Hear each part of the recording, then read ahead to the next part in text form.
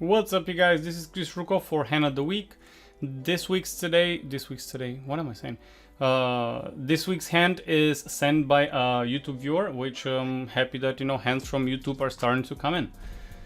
I haven't seen the hand before that. Let's see what we have. We're playing 5 no limit. I noticed right away that we are actually 200 big blinds deep, which I do not coach on DeepStack game, because I've explained that plenty of times why, so I don't think I should repeat myself. But it is way more complicated to play. And jacks are just the hand. If we open and we get 3-bet, jacks are just jacks are just the hand for you to send me for how to play DeepStack. Now, had we had 100 big blinds, it is easy for me to say just go ahead and 4-bet. Because I don't really mind 4-betting versus 3-bet from the blinds against our steal positions. I do not mind a 4-bet and stack off eventually, because we have a range advantage with the jacks. We have hand versus range advantage. We obviously do not have range versus range advantage. So now I don't see, folding is not an option, but then those jacks should be played very carefully. Maybe as deuces. God forbid we flop a low board and he actually pounds and c-bets flop and c-bets turn, and then I guess we're gonna call flop and see how the turn develops and make a decision on the turn. Should we call? Because once we call, okay, he calls. 4-bet, I do not advise to stack 200 big blinds here. It's too big. If we 4-bet and he calls, we're even in a bigger pot. Maybe 4-bet if he calls and he checks the board, we can check back for pot control, but the board's gonna be already $2, which is quite a lot of big blinds, like 40 big blinds already. But let's see, let's take a flop. 9-7-3, we flop a low board like I predicted, because it's easy if we have ace, king, or a queen on the board. It's easy for us to find an excuse to fold. He still has all the top hands, queens plus, maybe on 10s plus.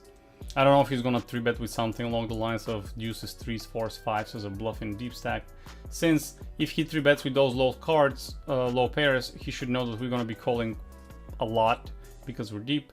The question becomes here, if he bets, let's see if he's gonna bet. If he checks, we can check back, or we can bet, whatever. And versus check raise, we can fold.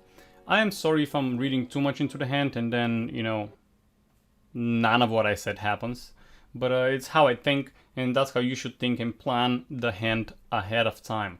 Not, I just finished actually reviewing a video for a student of mine, and the big mistake that I saw there is that he just plays every street like by itself. He just barrels on the flop, and if it doesn't go through, he's like, oh my god, what do I do on the turn now?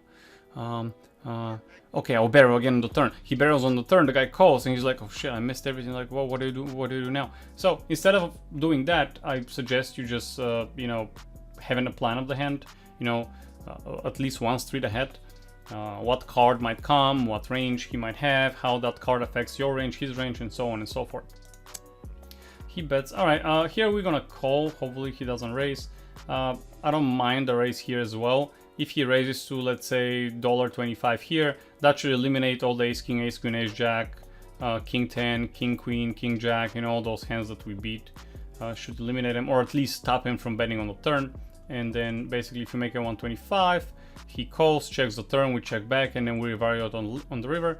Which obviously now when I said it out loud, it does not seem such a bad option. The other option is call here and play low ball and low variance game, which I highly advise. And then on the turn, depending on the sizing and depending on the card that comes on the turn, we basically can make a decision. Do we still think he has aces, kings, and queens? Okay, he actually raises to 115. I do not mind that at all. At first I did, but then sometimes when I say the logic out loud, I'm like, actually that's not such a bad idea. Let's see what happens. Okay, here is a clear fold. We do not, basically we're chasing a set. Those jacks are just like deuces so far. Not so far, but right now they just become like deuces. We're hoping for a set. I'm pretty sure he got aces, kings, or queens. Pocket nines, I don't know. If I'm on his spot, I'm not gonna be 3-betting with pocket nines with 200 big blinds deep. But again, I'm not him and he's not me, so I would say he should not have pocket nines. Okay, well, that's actually a nice fold. I did not expect you to do that, but yeah, definitely that's the right move. I think you played the hand good. The only advice that I have for you is on such a small stakes, do not play deep if you don't know how to play. I mean, guys, just master the 100 big blind game first, and then, you know, go and master the 150, 180, 200, 215 plus big blind game.